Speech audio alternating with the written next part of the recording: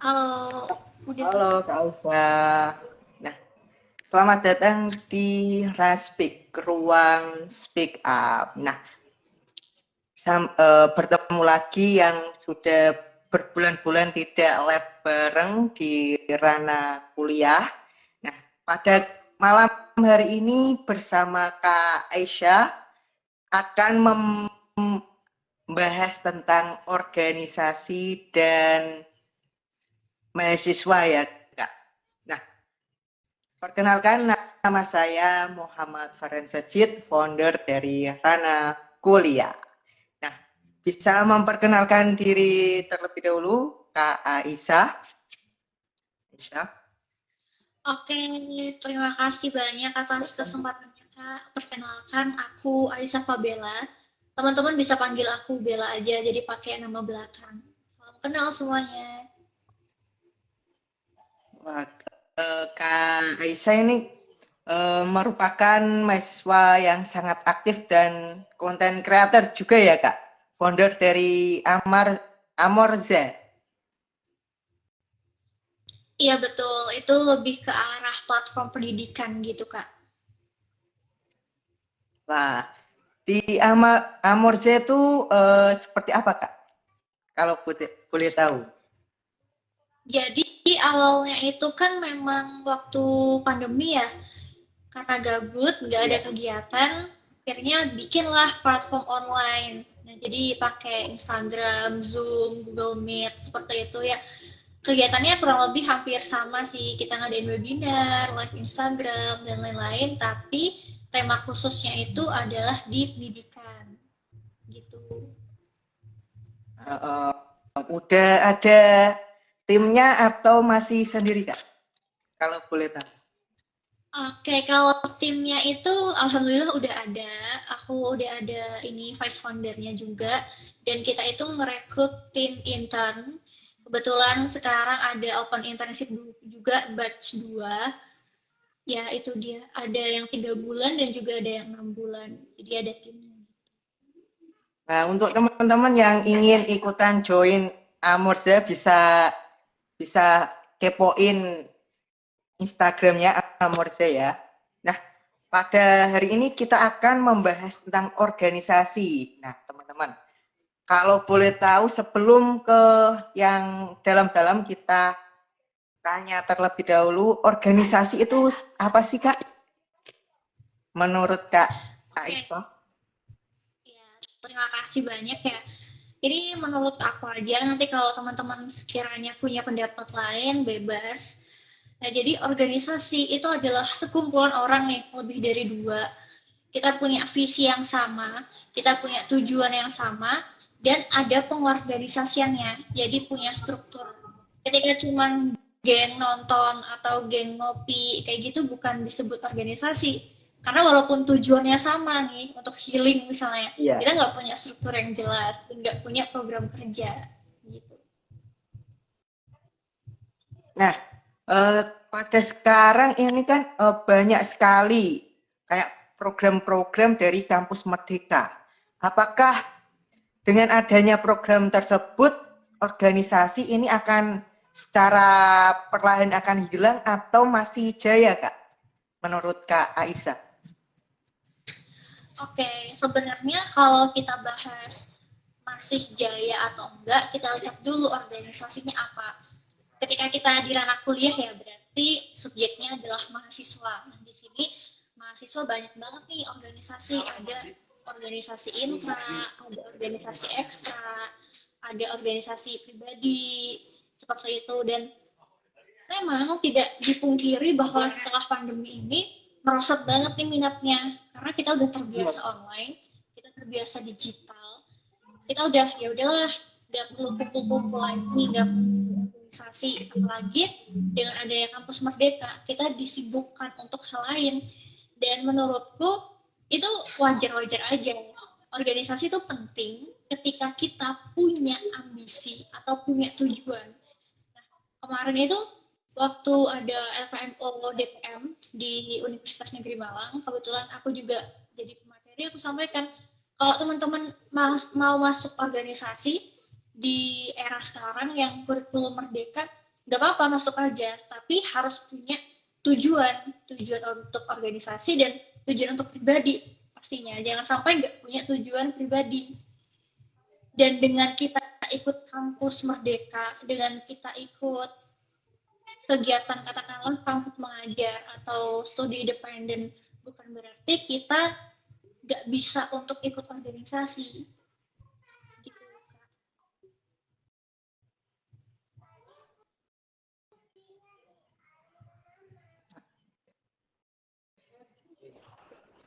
Nah, jadi kita mengikuti kampus Merdeka, Kak. Tapi kita bisa masih mengikuti organisasi atau tidak, Kak? Soal ada beberapa anggota itu mengikuti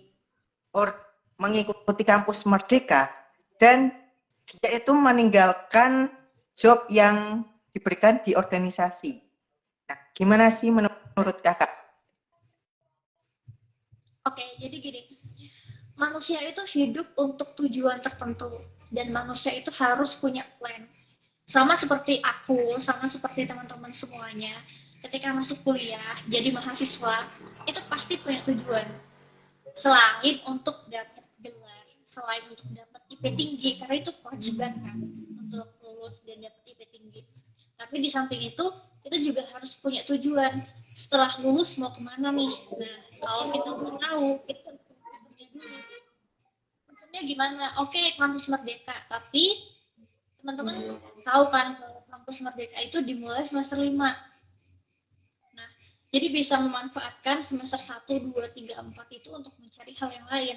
Walaupun ada sih beberapa intensif atau beberapa praktik kerja itu menerima mahasiswa semester 1.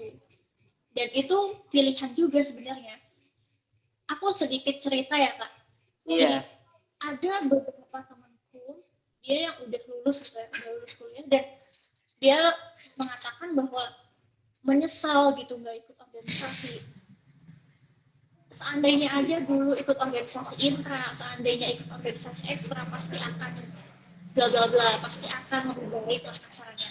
Nah, aku rasa segmen itu bukan karena organisasinya, bukan karena dia nggak ikut organisasi, tapi karena dia nggak bisa mengembangkan dirinya selama kuliah. Nah, jadi ketika kita sudah memilih untuk berorganisasi, itu kan ada periodenya. Nah, kita harus tahu nih, selama 1 tahun ke depan, apa plan kita. Dan kita tidak meninggalkan, kecuali memang itu urgent. Nah, cara meninggalkannya pun juga nggak lepas job desk gitu, tapi harus ada komunikasi. Dan memang ketika organisasi itu kan nggak berbayar ya, artinya kita jadi volunteer. Nah, pasti nggak munafik juga, kita akan memilih hal yang bisa mendapatkan benefit lebih gitu. Katakanlah ketika gini deh, pada tes masih di organisasi, tapi dia keterima ISMA misalnya di luar negeri, atau keterima kampus mengajar gitu ya di kotanya. Nah, maka memang nggak salah juga kalau prioritasnya kampus Merdeka, karena memang itu menjanjikan benefit yang lebih gitu. Nah, tapi harus diingat juga bahwa ada komunikasi ketika kita udah milih masuk organisasi, maka ketika kita memprioritaskan hal yang lain, itu harus ada komunikasi yang baik juga. Nah, pada tahun sekarang kan organisasi anggotanya 90% itu menurun. Nah, ada salah satu organisasi atau beberapa organisasi di kampusku itu periode 2022 itu per organisasi itu anggotanya cukup minim sekali. Apakah mahasiswa pada tahun 2022 ini sangatlah tidak tertarik dengan organisasi atau gimana, Kak? Oke, ini menarik sih sebenarnya, pertanyaannya itu bagus banget. Jadi memang ketika kita udah dihadapkan dengan yang namanya new normal, kita balik lagi ke luring gitu ya. Dan sekarang udah mulai masuk ke society nih, udah mulai berkembang, dan kita juga harus ikut teknologi itu. Itu adalah suatu kewajiban untuk kita, gimana caranya bisa survive dengan keadaan yang ada. Nah, jadi ketika tadi organisasi menurun jumlah peminatnya, itu mungkin aja ya, bisa saja itu salah organisasinya, salah sistem, atau salah dari orang-orang sebelumnya. Karena dia tidak bisa untuk merekrut orang atau tidak bisa regenerasi secara efektif. Banyak nih alasan kenapa anak-anak tahun 2022 itu susah banget untuk ikut organisasi. Yang pertama, ngapain sih mereka ikut organisasi? Hanya untuk cari pengalaman. Kuliah pun kita ikut internship, itu pun juga punya pengalaman. Relasi. Kita ke klub atau kita ke tempat ngopi sekalipun, kita pasti ada relasi ketika kita mau komunikasi, ya kan? Nah, aku juga ngerasain sih apa yang kakak rasain di kampus, bahwa di organisasi internal maupun eksternal itu memang menurun drastis. Karena apa sih yang diharapkan? Apa sih yang bisa diberikan? Jangan hanya bilang gini ya, biasanya ya ada sih beberapa oknum yang pasti kakak juga tahu, ikut aja organisasi nanti pasti dapat pengalaman, nanti kenal dengan si A, si B, si C, nanti dapat ini, dapat itu, berjuang aja dulu di organisasi gitu. Itu bullshit.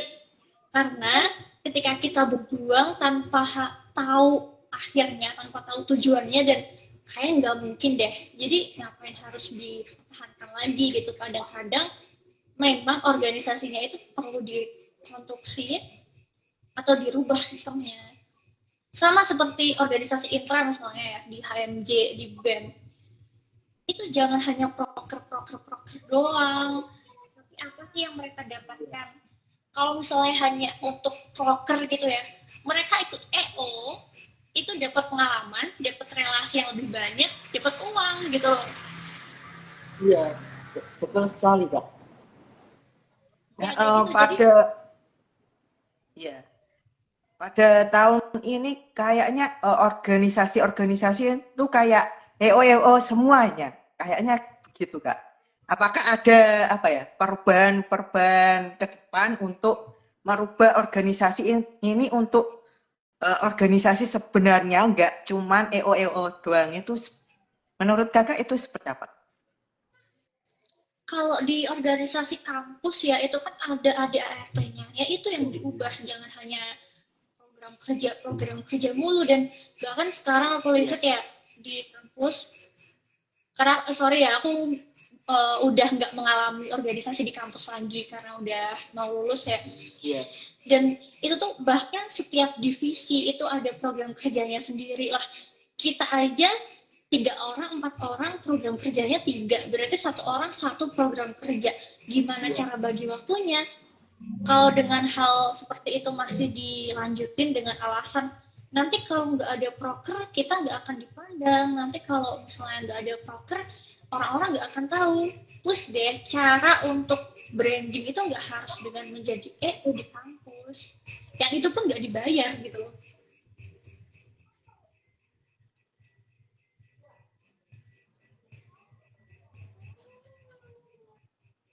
Ini ada pertanyaan dari Mas Top. Itu kalau introvert gimana sih, Kak, biar bisa pede di organisasi? Nah, orangnya introvert. Oke, aku orangnya introvert. Ya, aku suka menyendiri, dan ketika aku berhadapan dengan banyak orang gitu ya, sebenarnya overall aku susah untuk mulai komunikasi.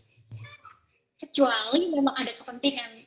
Jadi kalau sekedar ngopi dan nongkrong, aku nggak tahu nih nanti aku mau bahas apa, kayak gitu aku mending skip dulu deh. Aku kayak gitu. Nah, cara untuk pede di organisasi ya udah masuk organisasi seperti apa yang jadi passion. Karena di kampus maupun di luar kampus itu ada kok organisasi-organisasi yang memang menaungi bakat.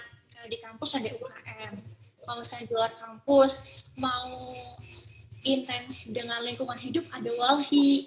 Kalau misalnya yang intens di pendidikan ya salah satunya ada Amorze Education Center gitu ya. Jadi banyak banget yang menaungi bakat, minat, dan sesuaikan sama itu.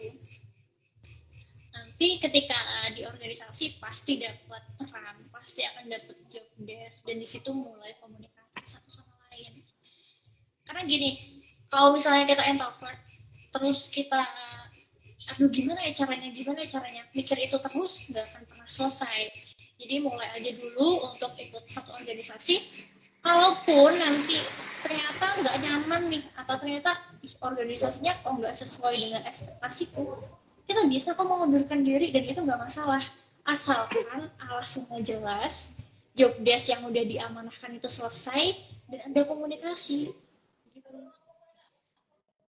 Ya, berarti intinya komunikasi ya, Kak. Nah, aku juga introvert juga di introvert. Jadi aku ingin ingin membahagiakan diri sendiri itu ikut organisasi biar gak menyendiri di kampus atau yang lainnya. Nah, jadi aku itu bagiannya itu di organisasi, bukan di akademisi. Nah, menurut kakak itu seperti apa ya? Apakah seorang introvert itu harus menyesuaikan diri terlebih dahulu, baru kita bergabung atau gimana? Sebenarnya itu tadi adalah pilihan yang benar ya Kak, ketika kita introvert dan masuk organisasi, karena di situ kita punya kesempatan untuk ngomong. Seenggaknya ya waktu rapat gitu kita akan ditanya, gimana sih pendapatmu, kayak gitu. Itu adalah awal kita untuk ngobrol sama orang. Nah, tapi ketika kamu introvert maupun extrovert sekalipun, ketika jadi mahasiswa, kewajibannya itu tetap yang pertama adalah di akademis. Karena ini, kalau misalnya jadi mahasiswa cuma di organisasi doang, itu pastinya nggak usah jadi mahasiswa. Sekarang banyak organisasi yang menaungi masyarakat umum. Jadi yang pertama pasti di akademisnya dulu. Dan ada plan tadi di awal aku bilang, ketika kita masuk ke kampus pasti ada plannya mau kemana. Dan di situ kita baru ketemu tempat-tempat yang bikin kita nyaman untuk berkembang.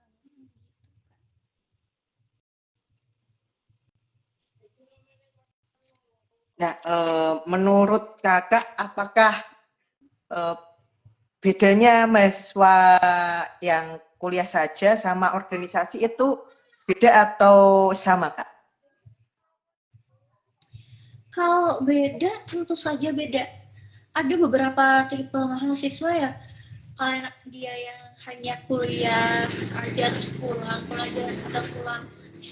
Kita nggak bisa judge orang itu nanti nggak akan punya relasi dan masa depan yang bagus, karena kita nggak tahu dia itu ngapain setelah kuliah. Bisa aja dia kerja part time, atau bisa aja dia lagi ngembangin platformnya sendiri gitu. Sedangkan anak organisasi ya kita akan lebih bisa bersosialisasi dan punya kesempatan untuk mengembangkan diri di dalam organisasi itu. Tapi gini deh, yang paling aku garis bawahi di ranah mahasiswa akademis atau organisatoris itu tuh, ketika kita menjadi mahasiswa kita nggak harus milih salah satu loh.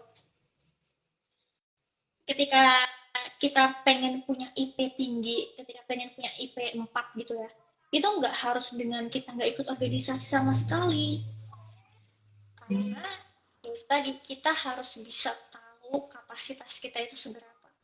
Kalau misalnya memang kapasitas kita, waktu kita hanya untuk belajar aja, ya nggak apa-apa. Yang penting nanti pengembangan diri dalam belajar itu benar-benar berkembang. Jangan sampai nanti lulus kayak beberapa orang yang aku kenal, nyesel gak ikut organisasi, fokus di akademis aja. Berarti mengikuti organisasi itu sangatlah penting atau biasa-biasa aja, Kak? Atau tergantung diri kita sendiri? Kalau aku bilang organisasi itu penting, tergantung aku ngomong sama siapa dulu sih. Kalau misalnya aku ngomong sama teman gitu ya, organisasi penting banget. organisasi yang penting itu teman-teman butuhin. Teman-teman butuh nggak sih? Kalau teman-teman, aku bilang ngotot nih, teman-teman tuh harus ikut organisasi penting.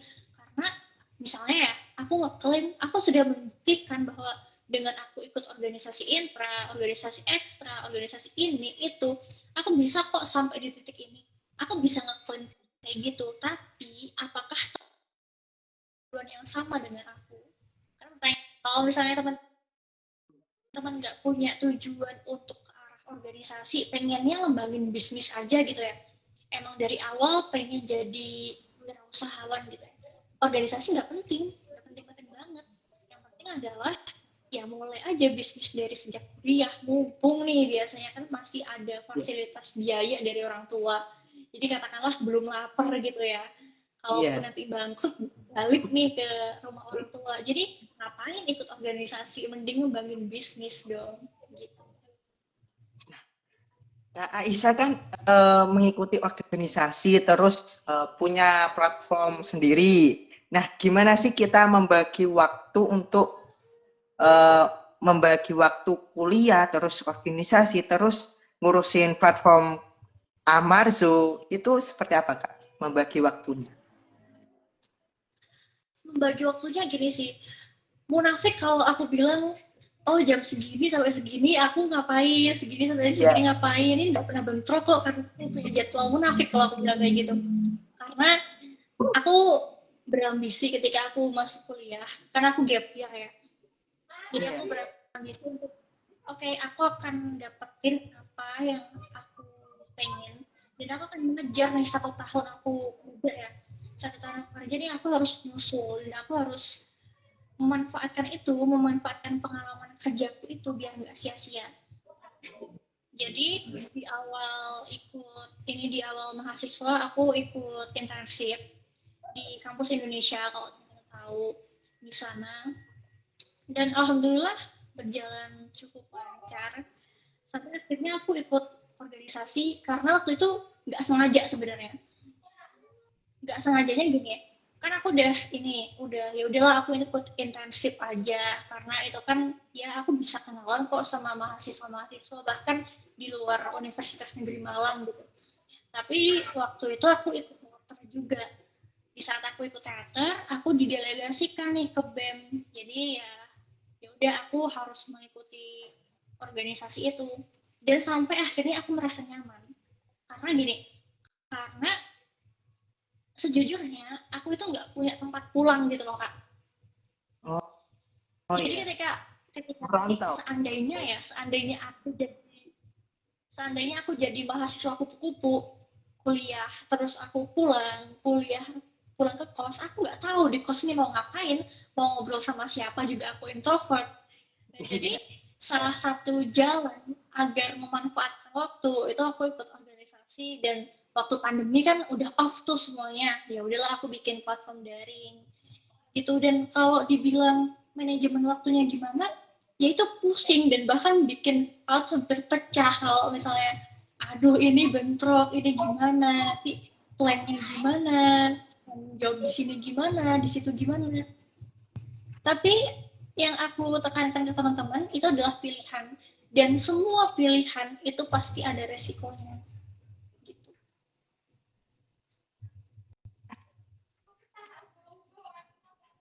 Nah, buat teman-teman yang ingin bertanya bisa langsung di komen atau di kolom pertanyaan.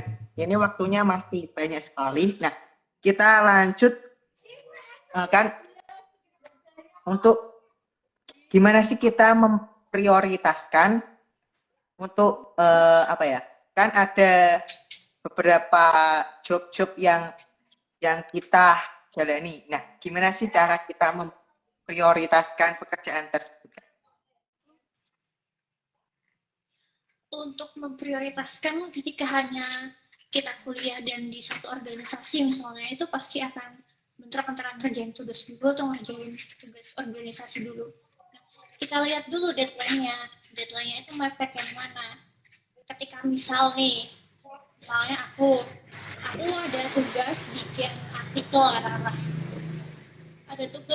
artikel, deadline-nya nanti jam 12 malam, sedangkan sekarang udah jam 8, itu nggak mungkin ya, besok jam 12 siang itu deadline, sedangkan sekarang udah jam 8 malam. Sedangkan aku dari pagi kuliah nih, terus malamnya ada rapat organisasi yang kebetulan misalnya aku jadi ketua divisi gitu ya. Nah, maka prioritas itu adalah tergantung urgent mana. Dan ketika aku memilih untuk ikut rapat organisasi, maka aku juga harus menerima resiko bahwa aku harus begadang nih untuk menyelesaikan artikelnya. Nah, tapi ketika aku milih untuk aku butuh tidur nih, ya udah kita bisa izin atau kita bisa komunikasikan ke teman, karena organisasi itu bukan hanya untuk satu orang.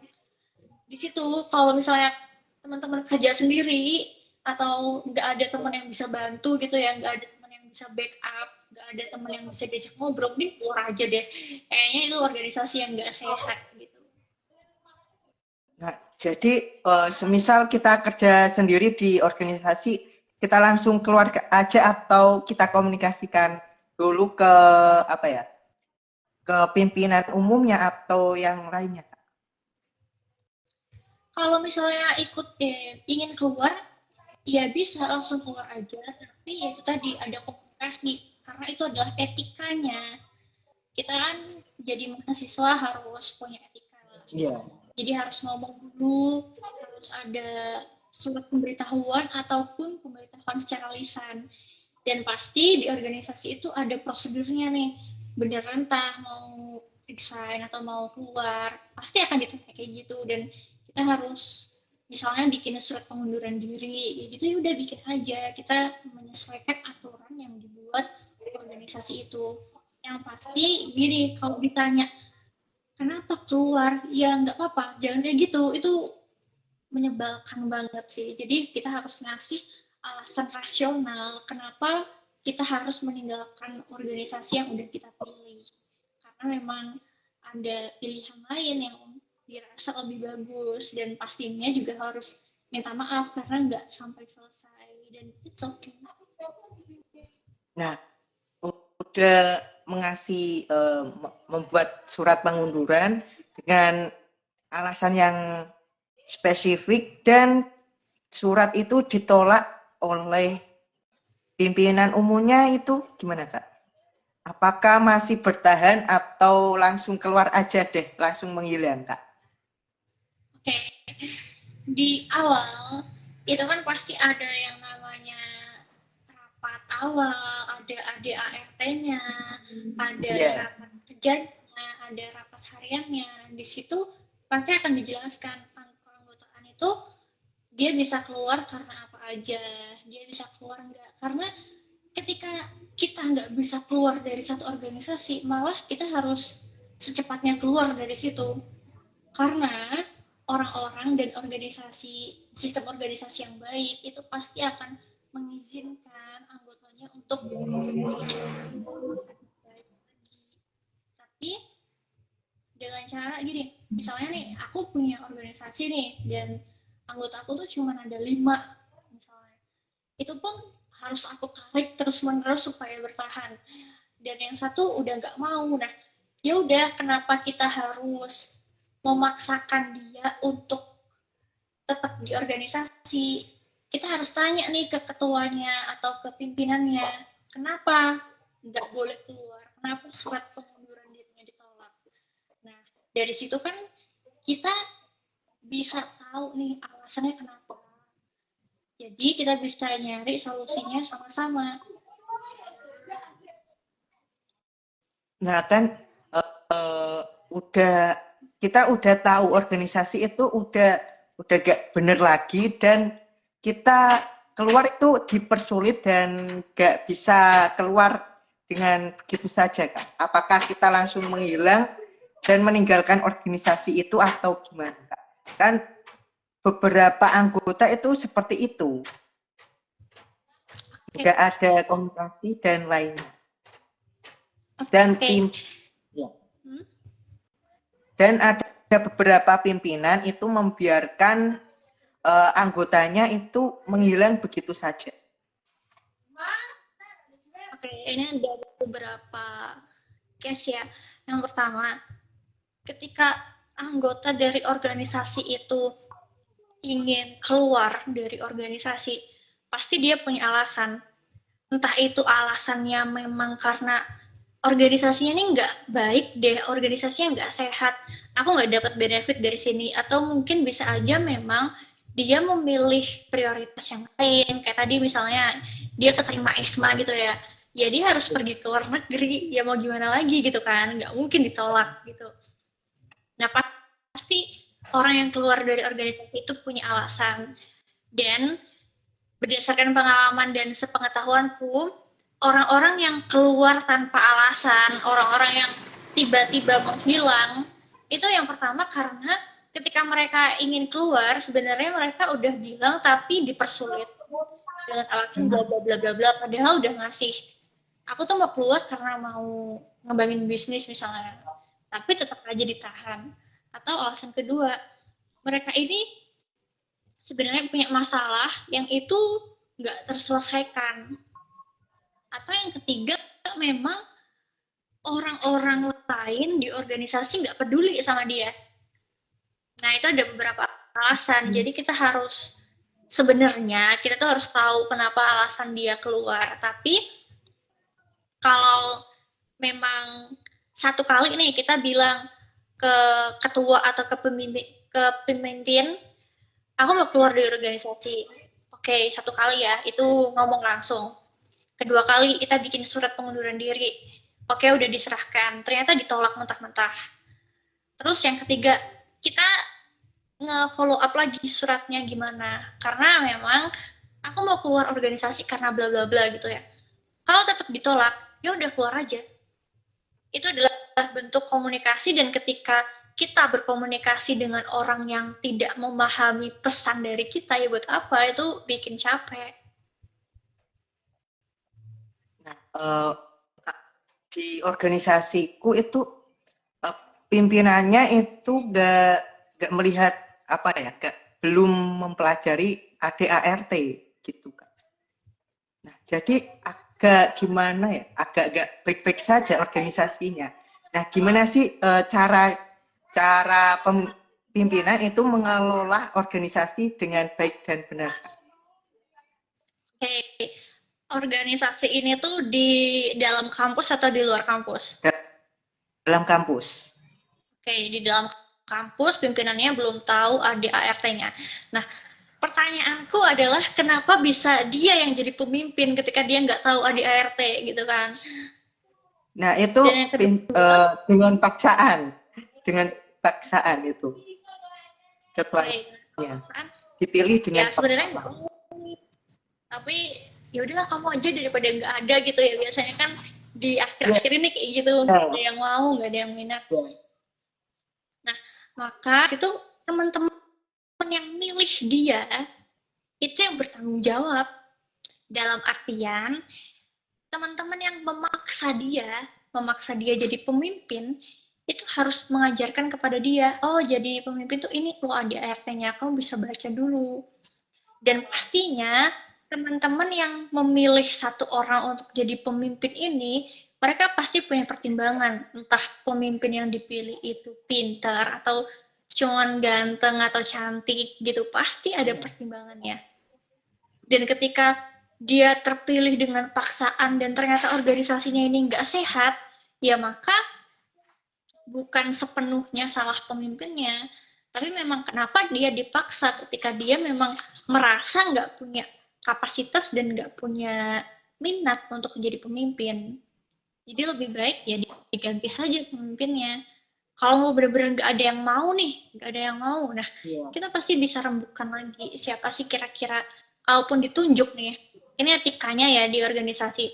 Saya aku anggota dari organisasi yang sama dengan kakak, terus aku nunjuk kakak harus dong jadi ketua, nggak ada nih yang mau, atau kakak pinter nih bisa jadi panutan yang baik. Nah, maka juga harus persetujuan kakak, mau atau enggak gitu kan. Kalau aku nggak mau gimana kak? Nah, kalau misalnya kakak nggak mau, berarti kan seharusnya aku dan teman-teman yang memaksa. Kalaupun seandainya harus memaksa, maka aku dan teman-teman harus menerima konsekuensi bahwa ya kakak akan jadi pemimpin yang tidak sesuai dengan ekspektasi. Itu ada resikonya.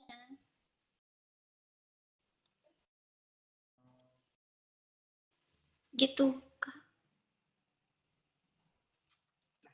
Semisal udah dengan paksaan dan organisasinya itu nggak benar dan apa ya, anggotanya udah hilang semua dan organisasinya itu harus dihilangkan atau divakumkan dengan sementara atau gimana Kak? Udah kasus seperti itu. Menurut Kakak? Kayak kalau misalnya udah terlanjur gitu ya dan organisasinya nggak baik-baik aja, di kampus itu kan ada pembimbing, ada pembina. Iya. Nah itu adalah fungsi dari adanya pembina. Kita bisa konsultasi, kita bisa ngobrol bareng sama pembina itu, enaknya bagaimana. Kalau misalnya di kampus, di HMJ, itu kan juga ada pembinanya, di BEM juga ada, di UKM pun juga ada. Nah, kita bisa koordinasi sama orang yang lebih punya pengalaman daripada kita. Kalaupun nanti misalnya mau dibekukan sementara dan itu memang solusi terbaik, ya nggak masalah. Karena di kampusku sedikit cerita, sistem untuk UKM itu cukup ketat sih. Jadi kalau misalnya kita pada hari ini gitu ya, katakanlah sekarang tanggal 18, diumumkan nanti tanggal 18 Juli ya harus ada strukturnya. Nah, maka kalau nggak ada strukturnya ya harus dibekukan. Dan itu emang seketat itu. Biar nanti nggak ada dana atau nggak ada tenaga, nggak ada pikiran dari orang-orang yang minat, tapi itu sia-sia. Gitu kan. Berarti sistem dari kampus Kakak dengan kampusku itu agak berbeda jauh ya. Nah, jadi di kampusku itu organisasi itu ada strukturnya tapi nggak jalan sama sekali gitu. Dan organisasi tersebut itu nggak dibekukan oleh pihak kampus. Tapi itu ada pembinanya. Ada dan pembinanya itu udah menelpon apa ya ketuanya, tapi ketuanya nggak mau ngangkat telepon tersebut dan nggak mau ketemu dengan pembinanya. Itu gimana Kak? Menurut Kakak harus seperti apa? Oke, kalau case-nya adalah seperti itu, organisasi ketuanya saja. Ketika pembimbing udah berusaha untuk nelpon ketuanya tadi yang memang dari awal nggak minat, masih ada beberapa orang lagi yang pasti punya minat, punya niat. Ya udah hubungi aja yang lain. Organisasi itu anggotanya itu bisa berkumpul sendiri tanpa harus ada ketua dan tanpa harus sepengetahuan ketua. Kalau emang ketuanya udah nggak mau nih, nggak mau jalan, di telepon pembimbing juga nggak mau ngangkat, berarti ya udah buat apa dipertahankan ketua ini walaupun sepintar apapun dia, kalau dia udah nggak mau ya udah jangan dipaksa. Kita bisa mencari ketua yang baru atau kita bisa mencari PJ ketua yang baru sebelum akhirnya regenerasi. Nah, berarti kita cari PJ ketua terlebih dahulu dan kalau udah reor PJ itu langsung diangkat menjadi ketua atau gimana Kak? Itu tergantung keputusan dari organisasinya dan keputusan dari pembinanya, tergantung juga sama ADART-nya. Misalnya nih, aku masih semester 2 gitu ya. Aku masih semester 2 dan aku diminta untuk jadi PJ ketua sampai semester 4. Berarti aku masih punya kesempatan 1 tahun lagi dong. Maka aku bisa nih untuk mencalonkan diri jadi ketua, bukan langsung jadi ketua. Karena kan itu dihitungnya per periode. Gak bisa nih langsung tiba-tiba jadi ketua. Kalaupun aku pengen jadi ketua, maka harus ada komunikasi nih, nggak usah ada PJ, langsung aja ketua, penggantian ketua, seperti itu. Tapi kalau wacananya adalah PJ ketua, maka di periode selanjutnya ya nggak berhak untuk langsung diangkat menjadi ketua. Nah, semisal di ADART itu nggak ada PJ ketua, itu seperti apa? Atau Kalau misalnya, diadakan atau gimana?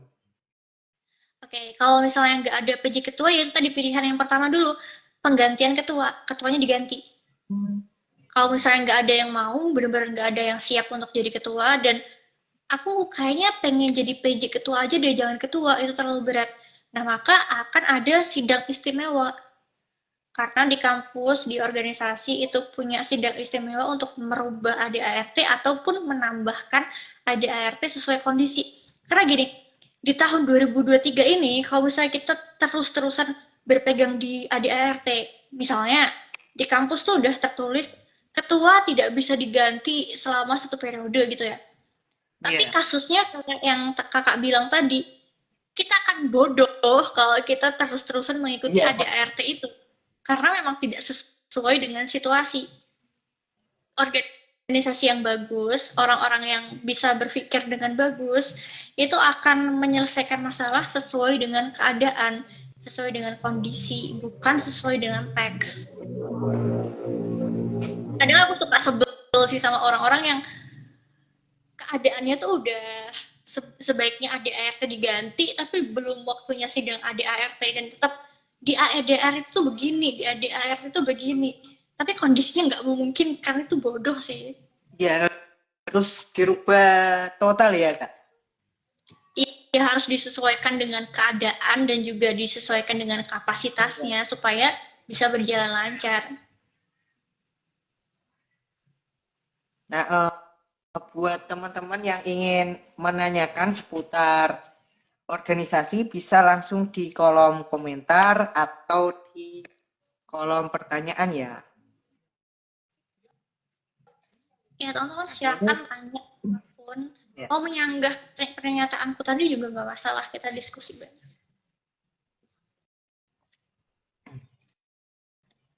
Nah, di tahun yang akan datang apakah organisasi itu akan meningkat atau menurun lagi? Menurut Kakak gimana untuk organisasi ke depannya? Kalau menurutku ya, ketika organisasinya masih tetap jadi EO kampus, masih tetap Iya. mementingkan program kerja, masih ada ini ya, senioritas, aku rasa kedepannya akan semakin ditinggalkan karena mahasiswa-mahasiswa baru itu punya pilihan yang lebih baik, yang jauh lebih menawarkan benefit yang baik, terutama kampus Merdeka itu kan. Kita bisa dapat sertifikat, dapat pengalaman, dapat uang bahkan. Ngapain lagi organisasi kalau organisasinya memang tidak memberikan benefit yang baik? Tapi ketika ada perubahan organisasi, organisasi itu udah nggak jadi EO lagi, organisasinya sudah bisa membuat sistem yang baru, orang-orangnya juga udah open mind dan ya kita jalankan sesuai kondisi, itu akan diminat lagi sih menurutku. Tapi itu perlu effort banget karena aku sendiri sebagai orang yang terjun di organisasi pun punya ego yang kayaknya harus aku perjuangkan dulu deh ini.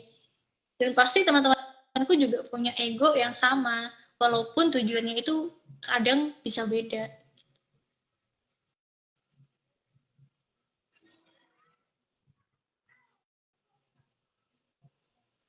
Nah, berarti organisasi yang akan datang itu harus dirubah asalnya EO yang harus dirubah agar EO itu seperti apa?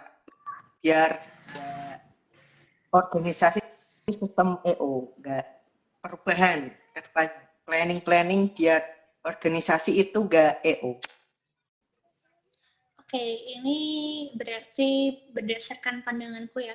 Iya. Sebenarnya organisasi-organisasi kampus seperti HMJ, BMDPM itu kan untuk kita belajar organisasi dan juga belajar semi pemerintahan gitu kan. Ya. Supaya kita belajar bagaimana cara untuk menjadi pemimpin dan untuk menjadi masyarakat yang baik.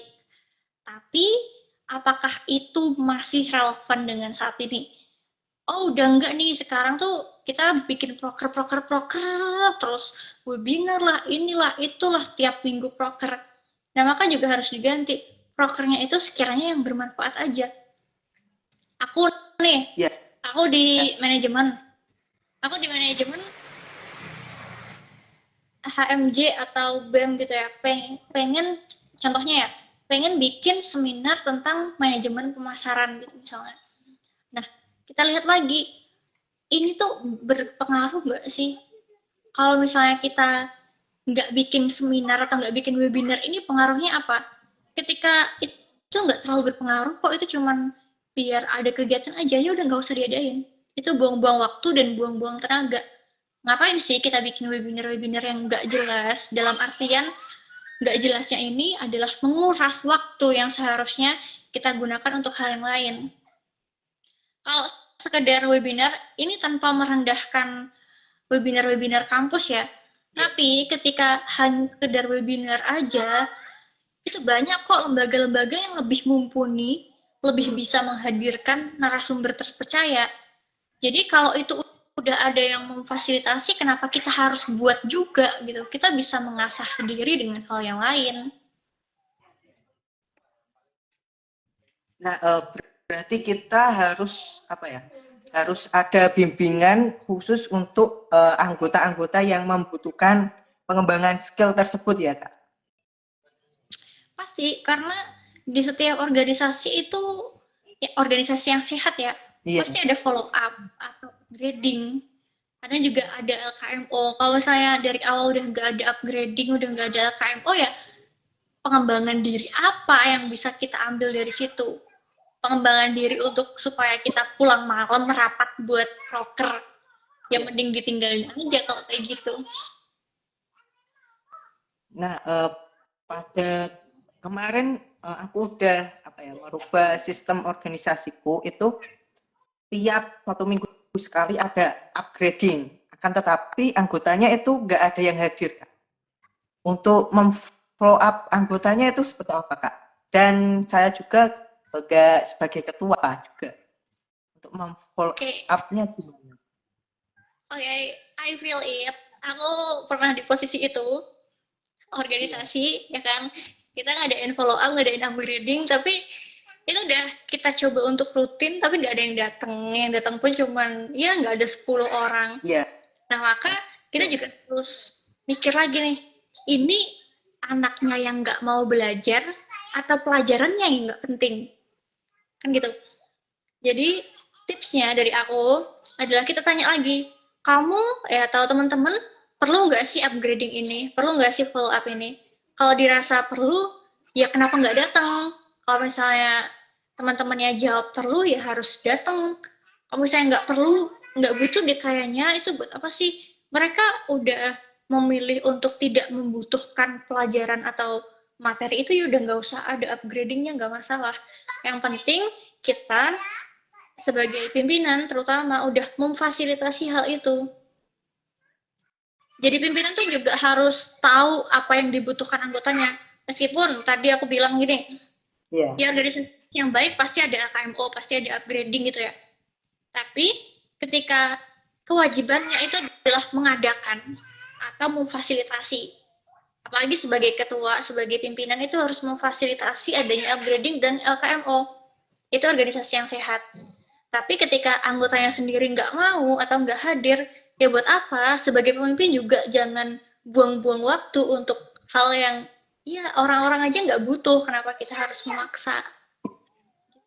Nah, dari anggotanya itu perlu dan menyetujui dan kan udah didiskusikan di grup. Nah, skill apa pasti atau pelajaran apa yang kalian butuhkan dan anggotanya itu menyetujui dan pas hari itu anggotanya nggak hadir, Kak. Gimana, Kak? Oke, ini cukup relate sih. Iya. Ketika ditanya ketika rapat gitu ya, jam segini bisa ya, atau jam di hari ini materi ini kita upgrading bisa ya. Oh ya bisa insya Allah, kadang kayak gitu kan. Ternyata di hari kok sepi, kok nggak serame apa yang menjawab. Nah, berarti kita bisa tanyakan lagi, sebelum memang jadi pemimpin itu harus berkorban sih memang. Sesaat sebelum upgrading itu bisa di follow up lagi. Misalnya nih, upgradingnya besok. Nah, hari ini bisa lagi di follow up. Besok jangan lupa ya. Terus kalau misalnya udah besok nih, besok jam 7 malam katakanlah. Nah, jam 6 atau jam 5-nya di follow up lagi. Jangan lupa nanti ya. Kalau misalnya udah kayak gitu, udah ada respon, tapi ternyata nggak datang. Nah, itu kita berhak, kita sebagai pemimpin ya, itu berhak untuk ngasih teguran. Kenapa nggak datang? Kenapa inkonsisten? Nah, apakah kita perlu mengadakan kan biasanya upgrading kan biasanya di kampus. Nah, apakah kita perlu di outdoor atau di pantai-pantai biar anggotanya itu bisa merefresh pikirannya untuk seru-seruan, kan bisa seru-seruan terus bisa upgrading juga, atau seperti apa Kak? Biar anggotanya itu biar anggotanya itu datang semua gitu. Oke, ini ada satu hal yang menarik jadi ketika aku dulu di BEM itu ada temanku, dia yang pengen masuk BEM. Alasannya simple, alasannya karena BEM FEB itu LKMO-nya di villa yang bagus, di villa yang besar. Sedangkan dia itu nggak pernah nginep di villa. Sesimpel itu alasannya pengen masuk BEM. Jadi bisa aja ada orang-orang seperti dia nih yang pengen masuk organisasi karena organisasi ini tuh sering kok ke pantai bareng atau upgradingnya di villa atau kadang sering ngopi, karena kalau ngopi sendiri tuh ya terkesannya gimana atau malu atau takut gitu. Jadi memang ada beberapa orang yang tujuan ikut organisasinya itu supaya bisa hunting, nggak masalah banget ketika mau ngadain di warung kopi, mau ngadain di villa, mau ngadain di pantai, itu bebas aja, nggak harus serta-merta di kampus. Karena beberapa orang ya, termasuk aku sendiri, aku tuh gini, kalau misalnya rapat organisasi di kampus, itu tambah pusing. Karena kita pasti ngeliat di kampus, tadi udah dosennya ini bikin bad mood, tugasnya banyak, masih lagi lihat gedungnya gitu kan. Itu tambah pusing. Berarti jadi kita harus ada pembaruan untuk upgradingnya, nggak di kampus-kampus kayak gitu. Iya betul. Jadi ya itu tadi, terkadang bahkan aku sendiri pun kalau rapat di kampus, apalagi di ruang kelas gitu ya, itu tambah pusing. Nah, untuk ini waktunya hampir habis. Kalau ada teman-teman yang ingin ditanyakan, bisa langsung tanya di kolom komentar atau di kolom pertanyaan ya. Nah, apa lagi ya?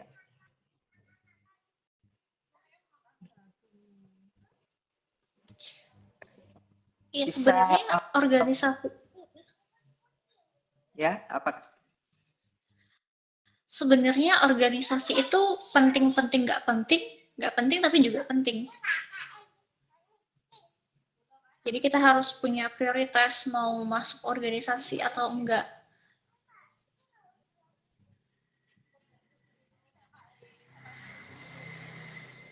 Berarti kita sebagai mahasiswa itu harus ada planning tersendiri untuk kedepannya ya Kak. Planning untuk masa depan gitu. Iya, betul banget. Di tahun 2023 ini, kalau aku bilang ya kasarannya, mohon maaf kalau menyinggung. Kalau teman-teman masuk ke kampus jadi mahasiswa nggak punya tujuan, mending nggak usah masuk deh. Itu buang-buang biaya, buang-buang waktu, buang-buang tenaga. Jadi paling nggak sederhana deh, punya tujuan, oh aku harus lulus 4 tahun. Itu adalah tujuan yang sederhana. Oh aku harus punya IPK 3,8 katakanlah. Itu itu adalah tujuan sederhana. Kalau misalnya kuliah cuman ya udahlah, yang penting kuliah, yang penting diterima, nanti lulus berapa tahun juga nggak masalah, IPK-nya berapapun juga nggak masalah, kerjaan dipikir nanti lah. Nah, kalau aku bilang mending stop kuliah deh daripada buang-buang uang dan buang-buang tenaga. Kalau kuliahnya dipaksa gimana Kak itu Kak? Oke, nah ini menarik. Kalau kuliah biasanya orang tua nih yang maksa ya, kamu tuh harus kuliah biar berpendidikan tinggi, gini. Nah, harus jadi PNS kayak gitu. Nah, ketika kita memilih untuk menjadi manusia, maka kita harus belajar. Kenapa aku bilang kita memilih jadi manusia? Karena kalau menurut kepercayaanku ya, sebelum kita lahir, kita itu ditunjukkan dulu kehidupan kita akan kayak gimana, dan kita memilih untuk oke, setuju nih aku lahir. Berarti kita punya kekuatan sebenarnya untuk berjalan, untuk menjalani hidup. Nah, ketika kita sudah memilih untuk hidup tadi, maka kita harus belajar. Menjadi pintar itu adalah kewajiban. Menjadi pandai itu adalah kewajiban. Karena ini sedikit ngomongin spiritual ya. Di kepercayaanku, kita itu harus menjadi orang yang bermanfaat untuk orang lain. Nah, itu tujuan hidup kita. Gimana bisa kita bermanfaat dengan orang lain kalau kita nggak pintar? Oke, mungkin kita bisa kaya. Caranya kaya gimana? Pasti kita harus punya akal, punya pikiran yang itu diasah. Nah, ketika kuliahnya dipaksa itu tadi, maka kita harus komunikasikan ke orang tua. Kadang orang tua yang maksa, kenapa sih aku harus kuliah? Dan kita juga harus tahu pentingnya kuliah, pentingnya untuk belajar. Karena memang belajar bisa dimanapun, oke, aku sepakat. Ya, tapi ada beberapa hal yang nggak akan didapatkan di luar bangku kuliah. Salah satunya kurikulum. Karena aku mengalaminya sendiri, aku kuliah manajemen. Aku belajar manajemen itu terstruktur. Jadi semester 1 ini belajar apa dulu, semester 2 apa dulu, semester 3 apa dulu, bisa terstruktur. Sedangkan misalnya aku belajar pendidikan, aku bukan orang pendidikan. Aku belajar ilmu sosial, aku belajar ilmu politik, dan sekarang aku belajar sejarah gitu ya. Oke, aku belajar sendiri, aku bisa. Tapi aku nggak tahu nih, yang harus aku pelajari itu yang mana dulu sih? Strukturnya itu yang mana dulu sih? Itu yang nggak akan aku dapatkan ketika aku belajar sendiri. Nah, semisal itu kampusnya itu dari tahun 2006 sampai sekarang materinya itu masih sama, nggak ada perubahan. Nah, apakah kita harus kuliah di kampus tersebut atau tidak, Kak? Nggak ada perubahan gimana maksudnya? Sistem pembelajarannya, Kak. Nggak sistem pembelajaran teknologi, nggak menyesuaikan teknologi yang akan datang gitu.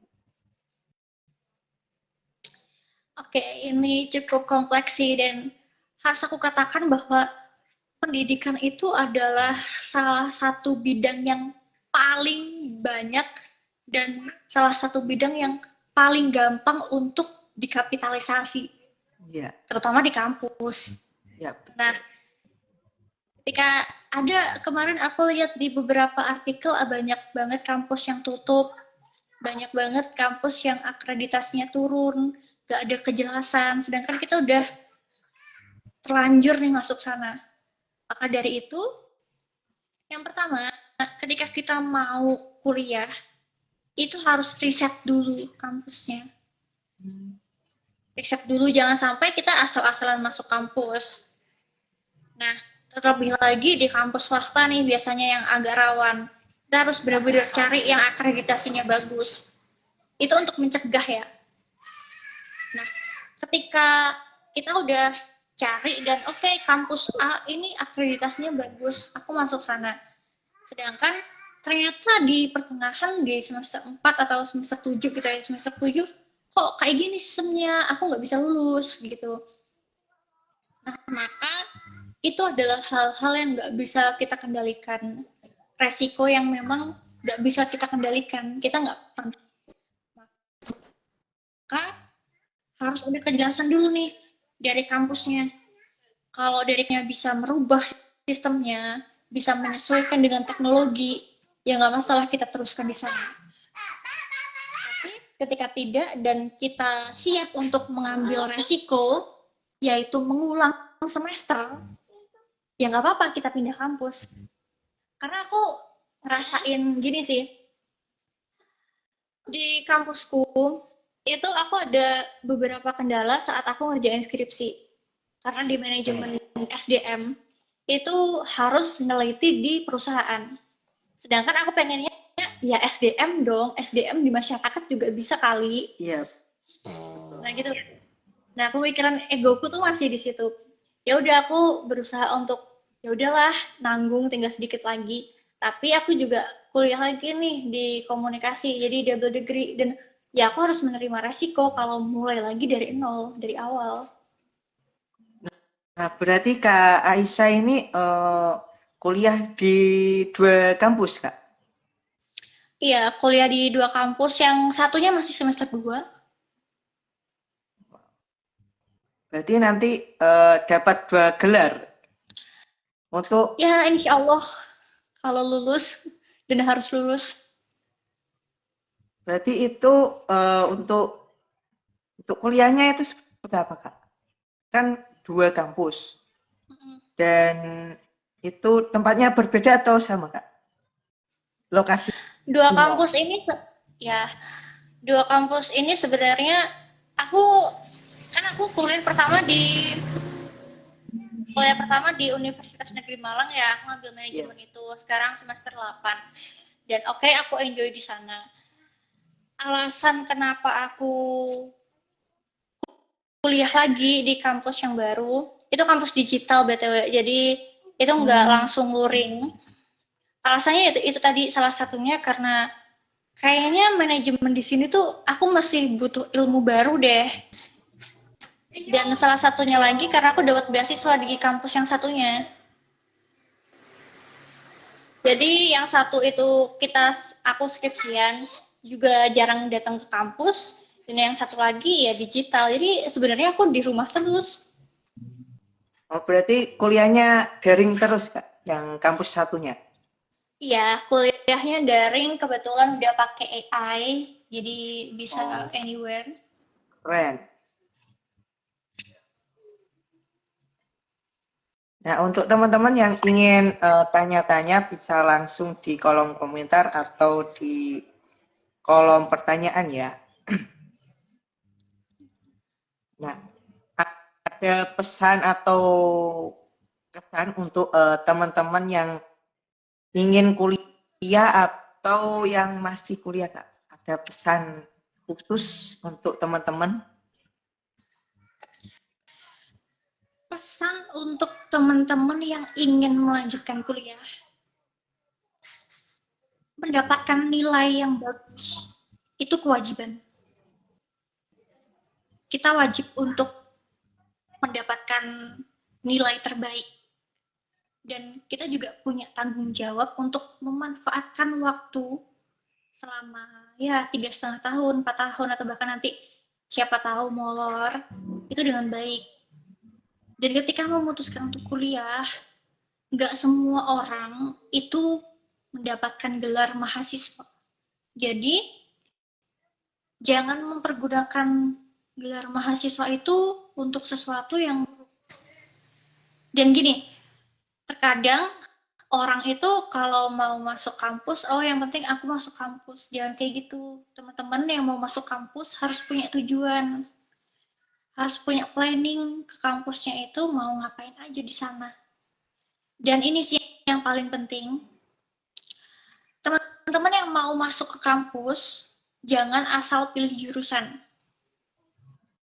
Nah, jangan asal pilih jurusan karena ketika udah udah masuk ke jurusan yang salah atau bahkan kita nggak punya plan untuk jurusan itu, percaya deh itu akan membebani karena hampir semua yang awalnya itu nggak punya tujuan untuk satu jurusan, itu bingung akhirnya mau kemana. Jadi daripada bingungnya nanti ketika kita udah mau lulus atau bahkan udah lulus, mending bingungnya pas mau nentuin kampus. Dan untuk teman-teman yang masih bergelar mahasiswa ya, kayaknya kalau aku bilang tetap semangat itu terlalu klise deh. Teman-teman mahasiswa, jangan hanya jadi mahasiswa biasa. Kalian akan rugi waktu, rugi tenaga. Jadi pergunakan gelar itu dengan baik. Contohnya, banyak banget intern itu yang hanya menerima mahasiswa. Ketika jadi mahasiswa, banyak waktu luang itu bisa dipergunakan untuk mencari pengalaman sebanyak-banyaknya, melatih skill sebanyak-banyaknya. Dan ini sih khususnya ya teman-teman yang masih dan pengen jadi pebisnis. Jadi motivator ya aku, tapi nggak apalah, lanjutin ya Kak. Ya. Kalau teman-teman mahasiswa pengen berbisnis, mulai dari sekarang aja. Belum lapar gitu loh, mumpung masih ada yang menanggung. Beberapa orang masih ditanggung orang tuanya pas kuliah. Nah, jadi ketika bangkrut pun nggak masalah. Ketika nanti rugi modal gitu, kita masih bisa pulang ke rumah orang tua kita. Kita masih punya gelar mahasiswa itu. Jadi pergunakan dengan baik dan jangan hanya kuliah pulang. Memang itu pilihan, tapi ya harus menerima resiko ketika nanti lulus nggak tahu mau jadi apa.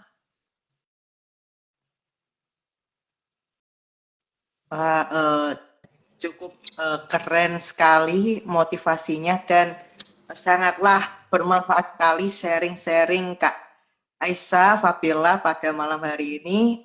Waktunya udah 1 jam lebih. Terima kasih untuk Kak Fabiola. Nah, untuk sesi terakhir adalah sesi foto bersama ya. Oke.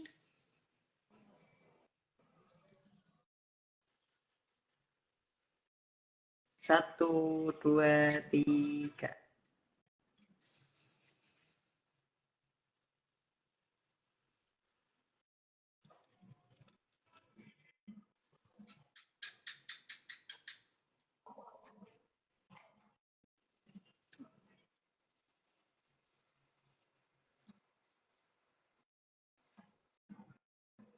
Oke, apakah sudah?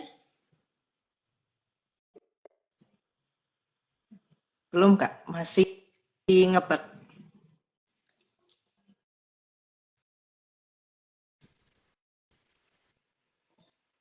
Oke, terima kasih Kak. Nah, untuk teman-teman yang ingin join live bareng Rana Kuliah, bisa langsung daftar di bit.ly /Raspik. Langsung daftar aja, nanti bisa live bareng Rana Kuliah dan mendapatkan sertifikat dan pengalaman menjadi narasumber. Selain itu ada juga webinar dan pelatihan-pelatihan public speaking yang akan di-share di grup Ruang Speak Up. Terima kasih untuk malam hari ini Kak Aisyah yang luar biasa menemani kita sharing pada malam hari ini yang sangat luar biasa. Semoga bermanfaat semuanya. Dari saya, wassalamualaikum warahmatullahi wabarakatuh. See you next time. Terima kasih banyak atas kesempatannya. Sukses selalu ya teman-teman. Bye-bye.